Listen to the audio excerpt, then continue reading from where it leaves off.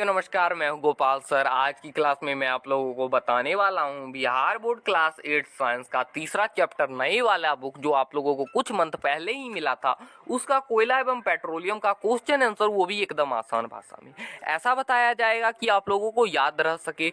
तो चलिए करते हैं वीडियो को स्टार्ट। वीडियो स्टार्ट करने से पहले आप लोगों से रिक्वेस्ट है, चैनल पे नए हो तो सब्सक्राइब जरूर से कर देना ताकि मैं जो भी वीडियो बनाऊं वो आप तक पहुंच सके। तो चलिए करते हैं वीडियो को स्टार्ट। इस चैप्टर का हमारा पहला सवाल है, सीएनजी और एलपीजी का ईंधन के रूप में उपयोग करने के क्या लाभ है। मतलब बोल रहा है सीएनजी और एलपीजी के ईंधन के रूप में उपयोग जब करेंगे तो इसका लाभ क्या होगा। तो उत्तर देके हम लिखेंगे सीएनजी और एलपीजी का ईंधन के रूप में उपयोग करने के लाभ निम्नलिखित है। उसके बाद हम आंसर लिखना प्रारंभ करेंगे।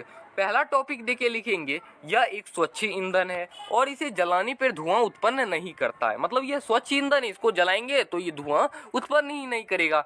दूसरा है हमारा, इनका कम ईंधन जलकर अधिक ऊष्मा देती है। मतलब बोल रहा है ये कम जलती, मतलब कम ईंधन लेता है और अधिक ऊष्मा प्रदान करता है। तीसरा टॉपिक लेके लिखेंगे, यह कम प्रदूषक देता है। मतलब कि यह स्वच्छ ईंधन है तो कम प्रदूषण फैलाएगा, तो लिखेंगे यह कम प्रदूषक देते हैं। तो चलिए आप सब नोट निकाल के, मतलब कॉपी कलम निकाल के बैठो और मैं जो भी पढ़ा रहा हूँ वो नोट करते जाओ। तो चलिए अब चलते हैं क्वेश्चन नंबर 2 पे। क्वेश्चन नंबर 2 भी बड़ा आसान है। बोल रहा है पेट्रोलियम का कौन सा उत्पाद सड़क निर्माण हेतु उपयोग में लाया जाता है। मतलब पेट्रोलियम का कौन सा उत्पाद सड़क निर्माण हेतु उपयोग में लाया जाता है। तो ये इसका बड़ा आसान आंसर है, आप लिखोगे ब्यूटेन। ये ऑब्जेक्टिव में आने का चांसेस है।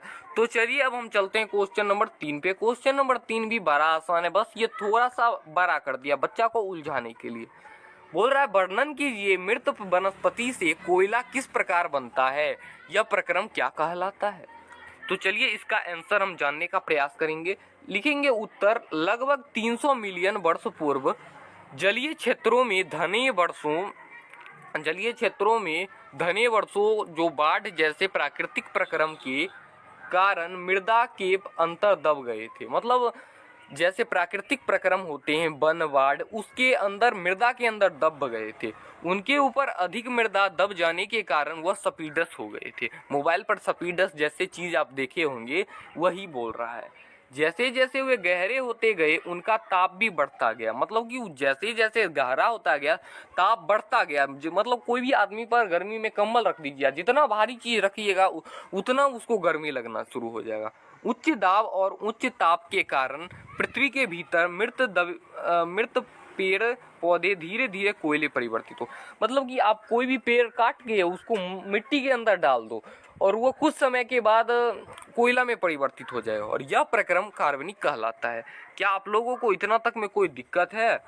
आप बोलोगे नहीं सर, हमको इतना तक में कोई दिक्कत नहीं है। आप सब नोट निकाल के करते रहो। चलो अब हम चले क्वेश्चन नंबर 4 पे। क्वेश्चन नंबर 4 भी बड़ा आसान कह रहा है। क्वेश्चन नंबर 4 कह रहा है, रिक्त स्थानों की पूर्ति कीजिए, खाली स्थान को भरना है। चलिए इसको हम बारीकी से भरने का कौन नंबर क्वेश्चन है, डैश तथा डैश जीवाश्म ईंधन है। मतलब डैश तथा डैश जीवाश्म ईंधन है। तो देखिए इसका आंसर हमने लिख रखा है, कोयला और पेट्रोलियम जीवाश्म ईंधन है।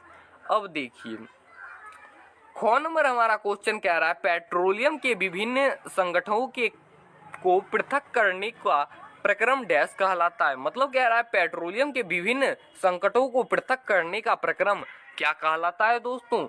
इसको हम लिखेंगे परिष्करण। ये नोट करते जाओ क्योंकि एग्जाम में आएगा। गौ नंबर क्वेश्चन है हमारा, वाहनों के लिए सबसे कम प्रदूषक ईंधन डैश है। मतलब वाहनों के लिए सबसे कम प्रदूषण वाला, कम प्रदूषण जो फैलाता है वो कौन सा ईंधन है। तो सीएनजी है, यानी सल्फ्यूरस प्राकृतिक गैस। तो चलिए अब हम चले क्वेश्चन नंबर 5। देखिए कह रहा है, निम्नलिखित कथनों के वेब सामने सत्य और असत्य लिखिए। मतलब सत्य मतलब होता है सही और असत्य मतलब होता है गलत। बस थोड़ा सा भाषा को चेंज कर दिया है। तो चलिए हम इसको जानने का प्रयास करते हैं। हमारा क नंबर प्रश्न है, जीवाश्म ईंधन प्रयोगशाला में बनाए जाते हैं। मतलब जीवाश्म ईंधन प्रयोगशाला में दोस्तों बनाया जाता है नहीं, इसको हम असत्य पर टिक लगा देते हैं। तो अब हमारा ख नंबर प्रश्न है, पेट्रोल की अपेक्षा सीएनजी अधिक प्रदूषक है। पेट्रोल की अपेक्षा सीएनजी अधिक प्रदूषक है। मतलब सीएनजी तो कम है, पेट्रोल पर आप देखिए कोरोना आया, बहुत से वायरस पेट्रोल पर हमारे वातावरण को दूषित किया, तभी आया, इसलिए हम लिखेंगे असत्य। गौ नंबर हमारा प्रश्न है, कोक कार्बन का लगभग शुद्ध रूप है। कोक कार्बन का शुद्ध रूप है, हाँ ये शुद्ध रूप है दोस्तों, सत्य पर टिक लगाएंगे। घौ है हमारा कोल तार विभिन्न पदार्थ का मिश्रण है। कोल तार विभिन्न प्रकार का मिश्रण है दोस्तों, हाँ है दोस्तों, असत्य, सत्य पर टिक लगाएंगे। हमारा अंतिम प्रश्न है पांचवा का, मिट्टी का तेल एक जीवाश्म ईंधन नहीं है।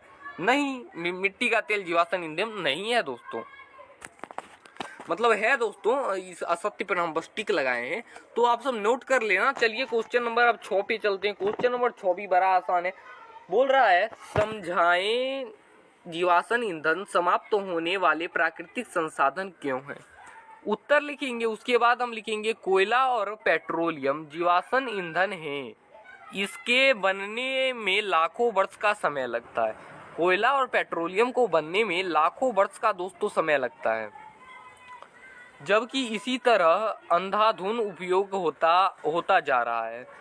मतलब कोयला और पेट्रोलियम का आज के ज़माने में इतना उपयोग होता है और ये बनता है लाखों वर्ष पूर्व। अभी अभी मैंने बताया था, एक बांस को काट के ज़मीन के अंदर में रख दीजिए कोई पेड़ को, और बहुत समय बाद आइए तो वो कोयला बना मिलेगा।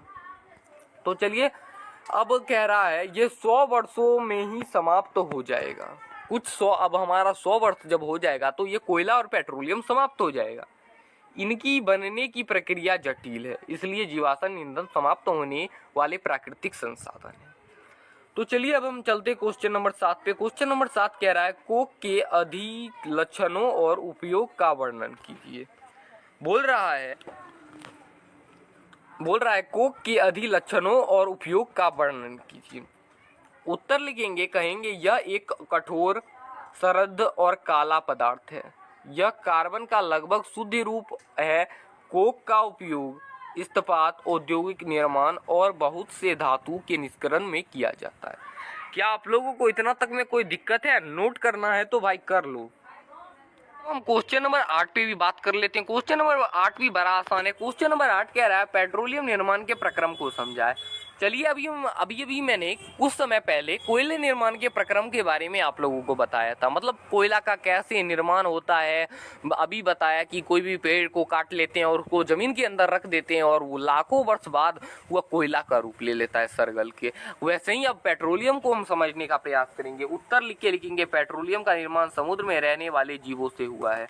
जब यह जीव मृत हुए, मतलब कि यह जीव जब मर गए, उनके शरीर में पैदे में जाके जम गए, उनके शरीर समुद्र में जाके जम गए तथा उनके शरीर पे रेत तह ढक गई।